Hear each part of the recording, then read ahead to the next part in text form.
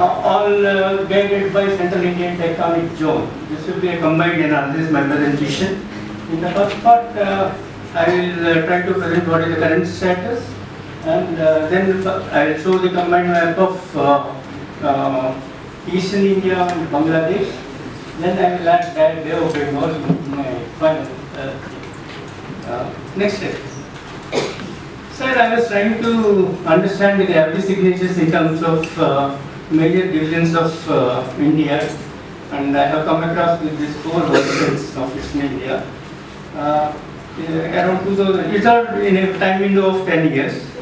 Around 2009 and 10, I said both Chhotanagpur and Shillong complex are correct answers. Then around 2015, IIT Kharagpur published the Geological Society of London, and they said Chhotanagpur is the correct answer, Shillong is mobile belt.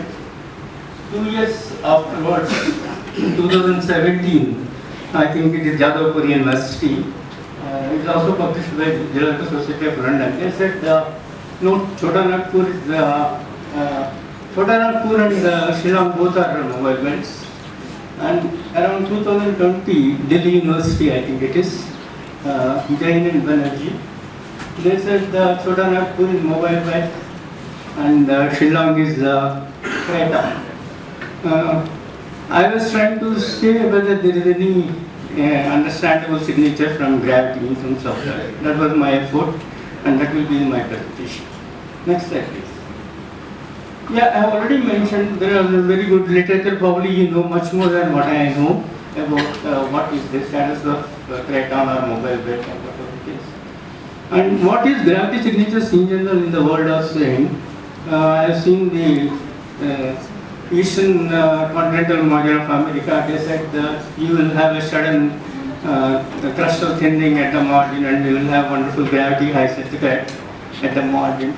And they said if you process, you will get paired anomalies, and you will not have any confusion in drawing the continental margin with the oceanic plane. In my study, sir, what are the things I have taken is, I have taken the gravity map of India.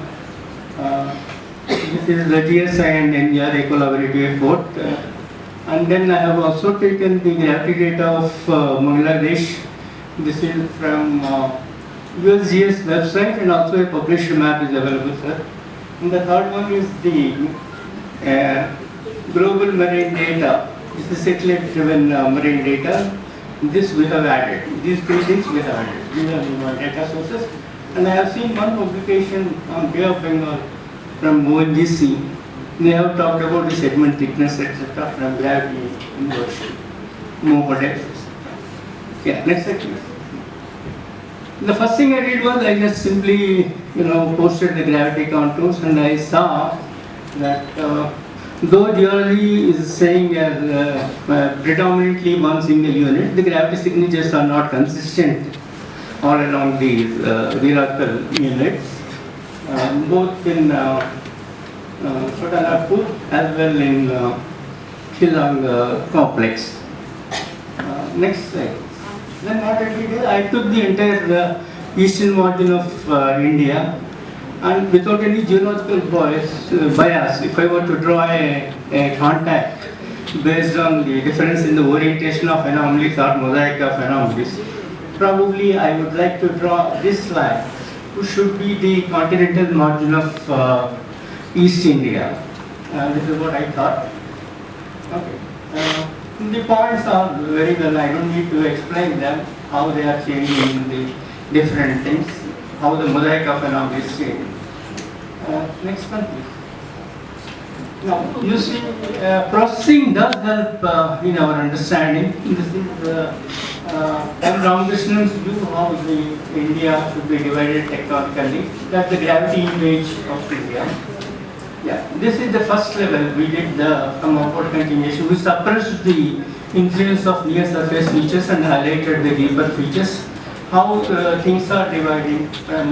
You see the southern part is entirely looking at one single block, whereas the eastern block is along parallel to the coast. You see gravity high values, all around the east coast, and the western also is the very less. The second one is even more generalized version. It is about 100 kilometers we have upward continued. This is the map. This is the foundation on which I started working.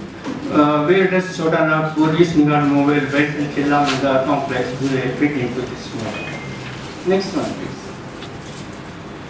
This is the gravity image of East India plus Bangladesh. Seamlessly, we could join both these databases, and I have the blue line depicts the geologically mapped outline of Chhotanagpur gneissic complex. You can clearly see that there is inconsistency in gravity signatures, both in terms of orientation of anomalies as well in the low-high values. The eastern part of Chhotanagpur is definitely a major gravity high. Only very Rajmahal traps could not have given that kind of gravity high. It's a high broad wavelength anomaly with a deeper source, etc. And so this gave an idea that probably Chhotanagpur gneissic complex is not a single domain. It can be further divided into 2 parts or 3 parts, whatever. And the east-west divisions, whatever are proposed in Chhotanagpur gneissic complex. If you see a geological map, they predominantly you see east-west shears, etc. Probably they do not have deeper impressions. And the fabric has to be understood in terms of deeper structures.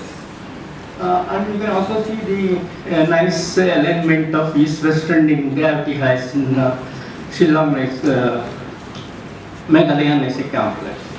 And in between you see a gravity high. That is the geotectonic provinces of Bangladesh. So this was the missing link. I think only very few people, on satellite-based data people have attempted. Probably that was the missing link, and we can see the continuity of similar anomalies in Eastern Ghat Mobile belt and the northwest geotectonic provinces of Bangladesh, plus the gravity highs of Shillong complex. Of course, in between we have the Singham granite. That is the undigested part, it looks like to me. Otherwise, where will you put the contact zone?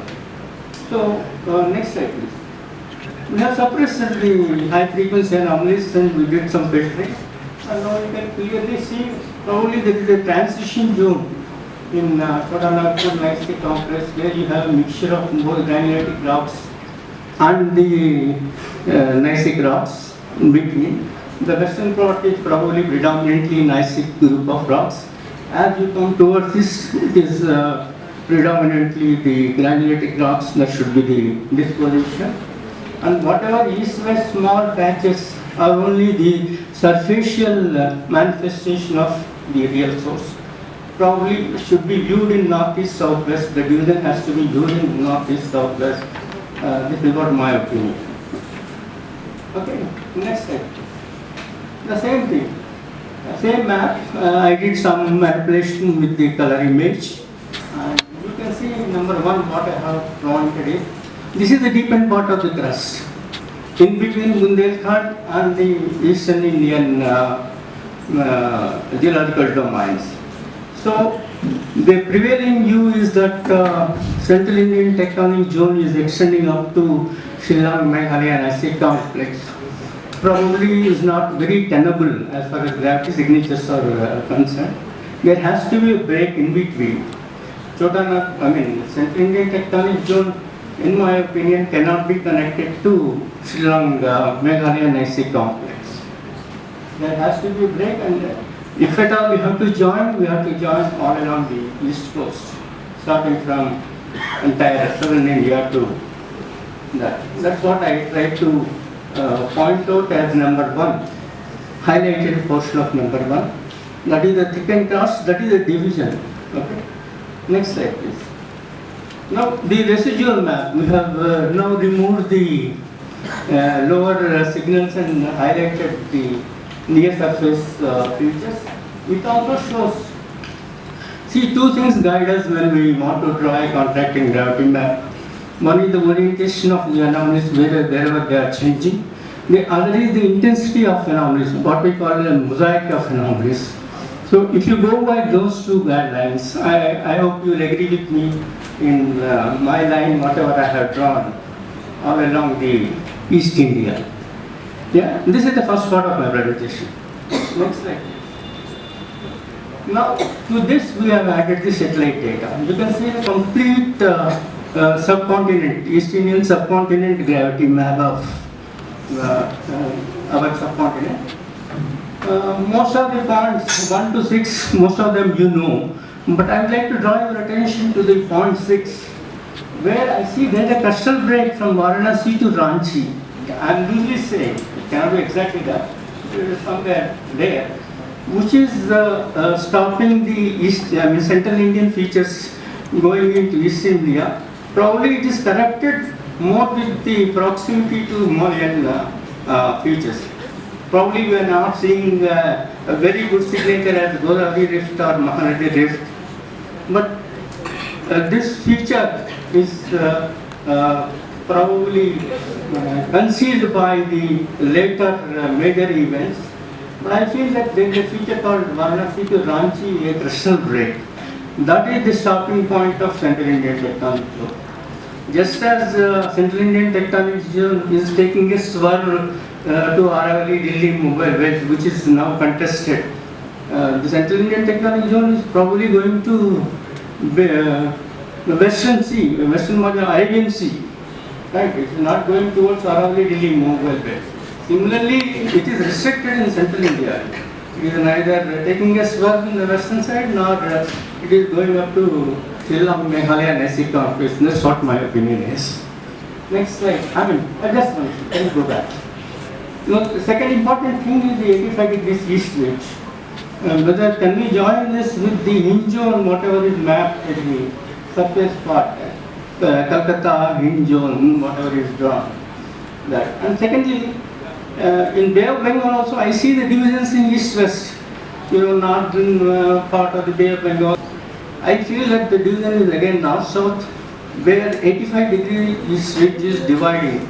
The western part is more continental crust, and immediately after 85 degrees east ridge, what we have is the oceanic crust with a sudden rise in vortex. Right, that's what we feel.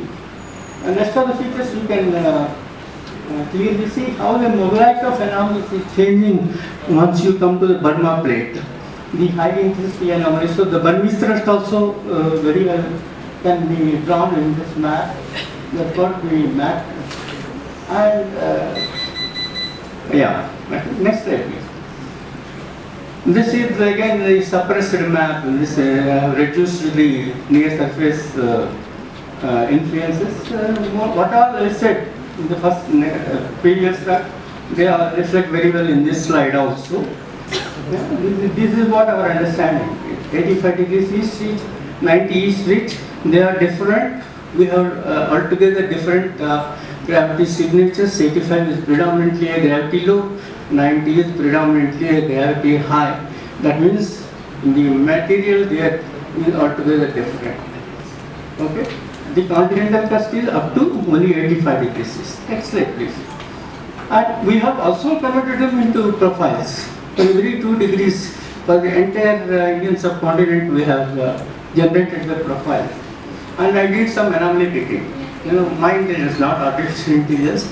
We can divide into 4 divisions A, B, C, D. The continental part, the B part is the mobile belts, whatever it is reflecting. That beautiful signal, it is consistently there for almost so many degrees.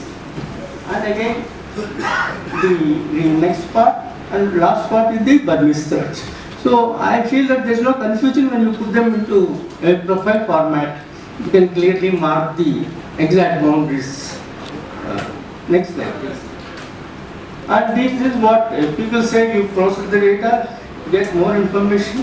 We did the horizontal gradient and tilt derivative. I will not go into details. I have made use of the inferences from the maps and put them into my original gravity map. Right? The processing helped greatly. Next slide, please. Next slide. Yeah, these are the MOFO types. And I'm not saying it's a perfect reflection, but it's a preliminary effort. The problem in East India is the varying sediment thickness. It is not very small, up to 13 kilometers, 17 kilometers, people have been saying. Then how do you assume a uniform crustal density? And if they are resting on high density, are they compensated? So are we justified in taking the usual 2.67 for the crust? So that is a question that I could not get any answer.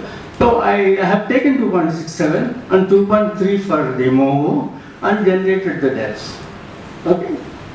And they reflect the gravity map only. So whatever I said earlier, they confirm in this MOFO depth map of the entire East Indian subcontinent. The one part I am saying, the star, whatever I have marked in the center, which guides me that Central Indian tectonic zone doesn't extend to anything further east. This is a very, very prevailing opinion. So I take this stand on this platform. I think that's about it. The last slide. Yeah, before I come to just 1 minute, sir, let me pay my regards to testimony, sir. I was also very fortunate to have had great association with you. Similar taking place in Shillong complex, probably same venue, it would have been same venue. And you can see the last person, last person towards the right is Krishnavijay sir himself sitting there. And he has encouraged me greatly.